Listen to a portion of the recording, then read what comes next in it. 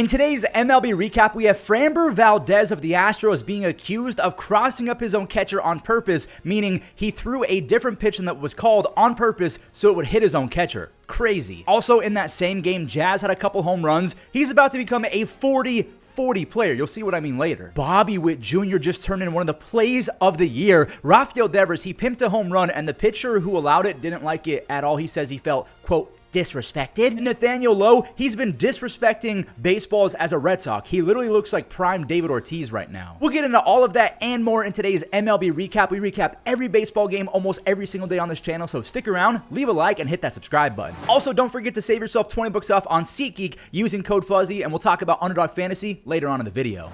We have a battle of the unks to start this recap. 37-year-old Tommy Pham versus 37-year-old Clayton Kershaw. Teoscar, another unk, he could not get there. He's been painfully useless in both the box and in the outfield the last month or two. Kutch, another unk, he almost took out fellow unk Kershaw. Not the first Rocket comebacker that Kershaw is going to see in this game. Ohtani, speaking of Rockets, 120 miles an hour on his 100th career home run as a Dodger. Teoscar, he finally did something productive. That's an RBI ahead of a Andy Pages home run. Pages has 24 home runs, and again, Gold Glove defense out there in the outfield. It's kind of the first time that rookie Bo Bichette has been roughed up in his short stint in the big leagues. We have another comebacker. Kershaw, he snagged a laser from Tommy Pham. After that first inning implosion, Kershaw was amazing. 4 scoreless innings. Now we have Henry Davis, the former #1 overall pick, with the go-ahead RBI on a 102-mile-per-hour fastball. Jared Triolo, they call him the Big Tree. He had a 2-run double right after that. And the Dodgers, they were allowed to bounce back because of a missed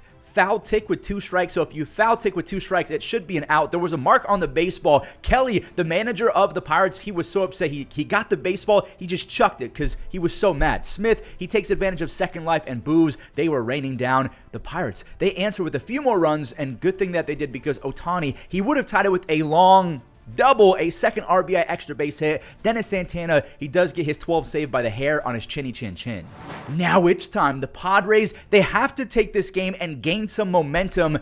Not if the rookie Jeremiah Jackson has anything to say about it. This kid has been raking for the Orioles. He's on a 13-game hitting streak. He was traded by the Angels for Dominic Leone a few years ago. He became a free agent last offseason. He has 3 home runs his last 4 and a 147 OPS plus his first 28 MLB games. Emmanuel Rivera, he makes it 3-0 O's. And Luis, he ripped one. It left his 7th of the season. Luis Ariz almost has his OPS plus back to 100, so technically he's been below average. Rivera, he's at it again. He cashed in a free runner thanks to a Jake Cronenworth error, and honestly, that was basically the game. Dylan Beavers, he used that sprinter speed to end it. The Padres have lost 3 games in a row.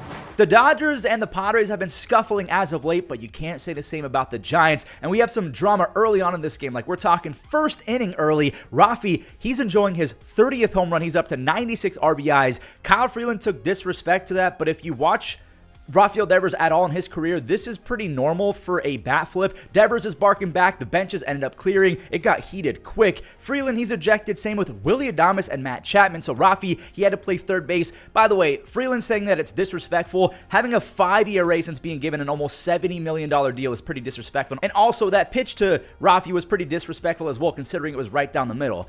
I don't really like Kyle Freeland. Maybe that's just me. Hunter Goodman had a big game. That's an RBI right there. Devers, look at him at third base starting a double play. Casey Schmitt, he hit a home run that knocked a guy over. He hit that baseball so hard. Wilmer added 2 more on a home run of his own. And Goodman, I do want to show another RBI and a 440-foot dent job. A 2-run moonshot. He pimped it. Are the Giants going to start a benches clearing thing now because he pimped it? No, they're not, because this is baseball. It's fun. We have another catcher with a 2-run home run. Patrick Bailey has 3 home runs on the season. That's his first in 41 games. The sidearm flamethrower, Ryan Walker, he's back to be unhittable. He has 13 saves. The Giants, they're streaking lately, and they could really use some L's from the Reds and the Mets. We'll talk about the Mets after this Jays game.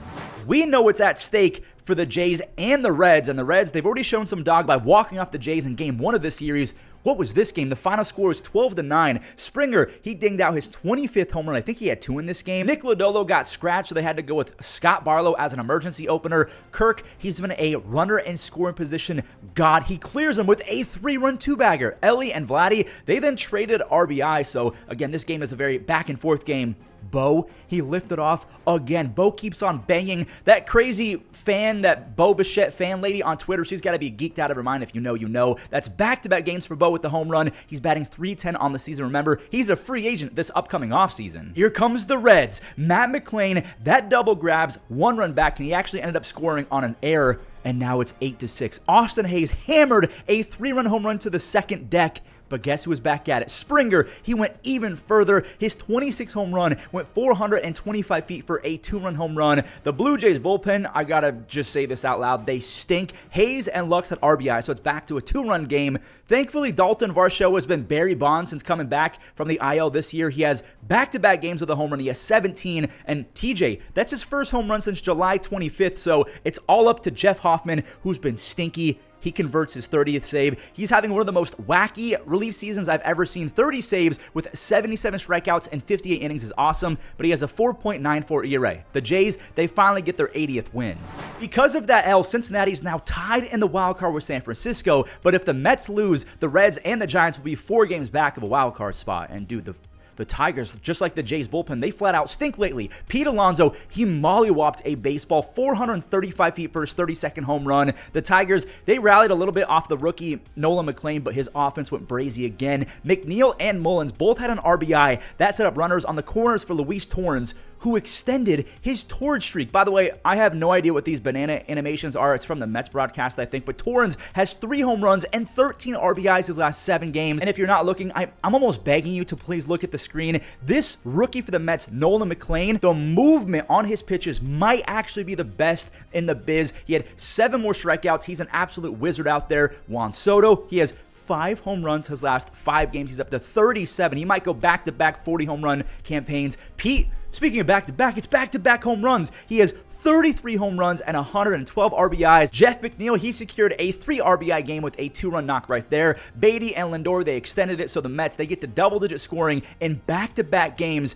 And the Tigers are now 3-7 their last 10 and 24-26 their last 50. They're 17th in runs scored in the second half and 21st in ERA. They've been awful in the second half. Boston has been the opposite. They can get to 16 games over 500 their last 50 if they can beat the pesky Guardians again. And if Cleveland doesn't win, their season might actually be a wrap. If I told you the Guardians hit 3 home runs versus Garrett Crochet, you're probably thinking the Guardians won, right? Well, let's see. Noel, big Christmas. He allowed a home run to Pesky Pole, and then he went back to it. And speaking of allowing, the Guardians allowed Cedar Rafaela to wake up again. That is a 2-run chopper after a roaming RBI. Roman Anthony, he added a 4th run for Garrett Crochet. And Big Papi, Nathaniel Lowe had a double and a home run in this game. He's batting .333 with a 165 OPS plus with the Red Sox. Oh no, Roman, I'm praying that he's okay because he grabbed his oblique. Obliques, they take forever to get right. Hedges, Jesus is coming back, ladies and gentlemen. Repent for your sins. He has a 38 OPS plus after that home run. David Fry, that's the 3rd home run of the day against Crochet. And I lied. It was 4 home runs. Brian Rocchio lifted a 3-run home run. It is 7-5 guard dogs. I told you, though, Rafaela has woken up again. A 2-run home run. The bat flip, the ice in vein celebration. It is 7-7. Now, this is the game right here. 2 outs. Alex Bregman with the J-Ram. Please. Bregman beat it out. And then Duran had a double. Story, same thing. A 2-run double, I think. Cade Smith got 0 outs. He's been buns ever since Clase went out with the gambling thing. The Red Sox, they've won 3 in a row. The Guardians are under 500 again. They've lost 3 games in a row, and they're 4 games back of a wild card spot.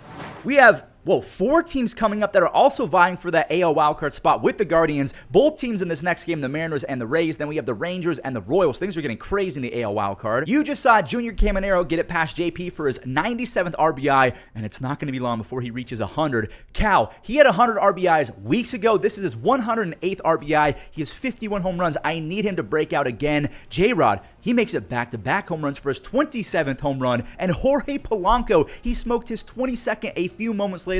This is exactly what Mariners fans needed to see. This was also a solo home run. Junior has 40 home runs. He's the 4th youngest ever to have a 40 home run season. Each team had a sac fly, so it's 4-4 in the 7th inning. Junior Caminero is up again, and I told you, 100 RBIs was pretty close. A 2-run game-winning double. He had a 4 RBI game to complete the 100 RBIs for the first time in his career. 100 RBIs and 40 home runs at 22 years old. He was 21 to begin the season is ridiculous, and it's just a brutal day for a Guardians fan like me because we've lost 3 games in a row. We know that we traded Caminero, and the Rays, they just passed us in the wild card standings. They're 3.5 games back now. We're halfway through the video. I want to say thank you guys so much for watching so far, and if you haven't already, leave a like and subscribe. Don't forget to use code Fuzzy on SeatGeek as well as Underdog Fantasy. If you put $5 in, then use code Fuzzy on Underdog Fantasy, they're going to give you $50 instantly. And as always, don't forget to check out my gaming channel, Fuzzy Gaming. We've been having a blast over there. We're so close to 100,000 subs. All right. Back to the recap. That Mariners L stings so bad, and the Rangers, they're going to try and add to the misery, and they're doing it so far with an early lead. They can get to a half game back of the Mariners. Steven Latz, he's out after 5 1/3 shutout, but he did allow a few base runners before being taken out. Blaze Alexander, he cashed in one of them. So Corbin Carroll, he scores. That goes to Latz's ERA. It's 2-1. Make it 2-2. Ildemaro Vargas, his sac fly evens the score. Now, it's still tied after a scoreless top of the 7th inning. You have Barossa and Lawler on. Lawler was like 0 for 31 before this game. Then he had a double and now back-to-back base hits. So you have multiple ducks on a pond for Ketel, and they can take their time swimming home. A 415-foot perfect laser beam, his 25th home run of the season as Taylor Rashi, he secured his 2nd save. The Snakes, they helped the Mariners stay 1.5 games up in the wild card. What about the Royals? A win also gets them within 1.5 games. Mitch Veras, he's making his debut, and his family is in attendance. He struck out Bobby Witt Jr. for his first career strikeout. Now back to Bobby. This has to be a play of the year candidate. Neto, he can move on the bases. Just an absolute seed of a throw from Bobby to nab him after that diving play. Vinny Pasquantino, he lifted a sac fly, so he has 95 RBIs on the season, 5 away from 100. And Mitch Veras, I got to tip my cap to him. That was the only run that he allowed. He goes 5 innings, 1 earned run, and a win. Joe Adell got all of this baseball, 455 feet basically to the mountains. He has 32 home runs and 86 RBIs. Oswald Peraza, who the Yankees gave up on, he's been peppering baseballs the last week. That's an RBI double. Peraza actually used his top 7% speed to tag to third base, and then he scored on a wild pitch. He has 4 RBIs and 2 stolen bases his last 4 games. Imagine if he breaks out with the Yankees after they gave up on him and put all of their trust in Volpe. The Royals dropped their 2nd game in a row. They're still 2.5 games back of the wild card.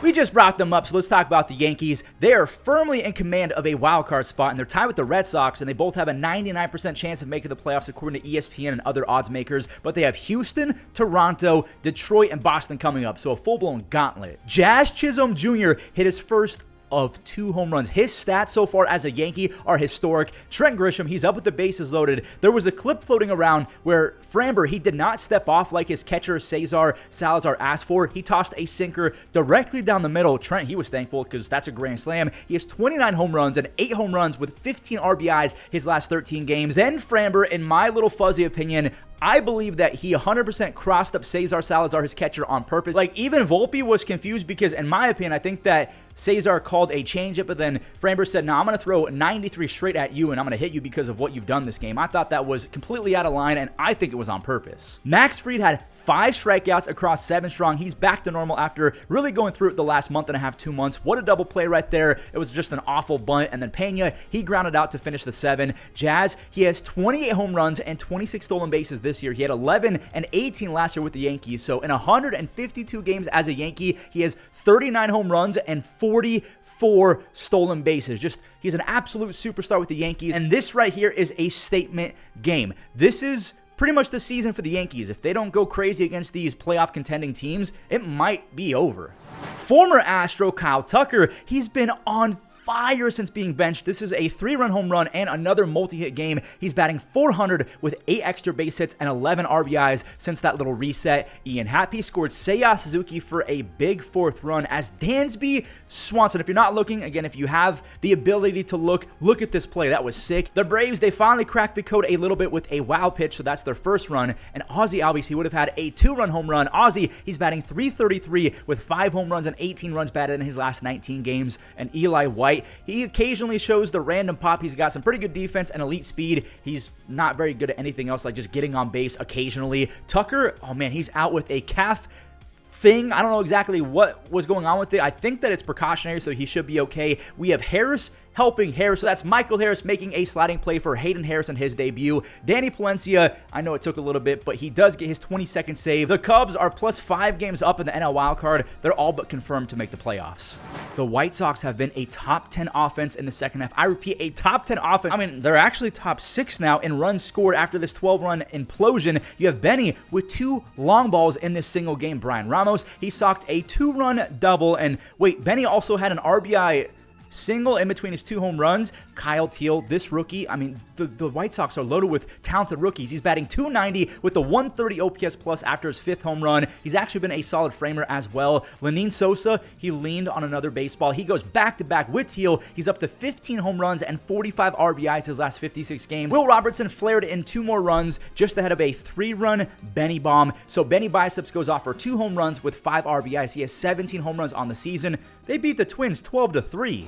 I'm not saying that Dalen Lyle is a future superstar or anything, but he's got some pretty good talent. He had a triple a few days ago. He just blooped in a double, and then he traded places with Riley Adams. Jacob Young had an RBI, and Lyle had another base hit. So he has 21 extra base hits and 8 stolen bases with a 105 OPS plus. Again, he's a rookie. Norby, he's been a menace coming off the aisle. In 4 games, he has a 445 on base and 5 runs batted in. But I do have to skip to James Wood, who's had an awful second half, but he still has 27 home runs and an insane 135 OPS plus despite hitting .214 in the second half. Cade Cavalli had 6 strikeouts. I'm really excited for guys like him and Spencer Strider, guys who are working back from Tommy John, who have a full offseason to get even better. I think that Cade and Strider are going to be so good next year. Jose Ferrer has 6 saves. The Nats, they win pretty easy. The Big Kurtz is back in the lineup. So Nick missed a few games. That's an RBI double to up his season stat line to a 309 batting average with an almost 180 OPS plus. Severino, he was back out there as well. He missed a few games. He goes 5 scoreless, but then the bullpen blew it. It was really just one dude. Ivan Herrera is a stud. Back-to-back games with a home run. He has 3 his last 5. This was one of the easiest games of the entire year to recap. Jojo Romero, he completes 3 no-hit innings from the pen. As Miles Michaelis, even though he didn't strike out anyone, he gets the W. The Cardinals are 6.5 games back. They're actually tied with the Diamondbacks. And there we have it. Another recap in the books. Don't forget to use code Fuzzy on SeatGeek as well as Underdog Fantasy. Check out Fuzzy Gaming, and if you enjoyed, leave a like and subscribe. That's it. Thanks for watching, and enjoy the web gems.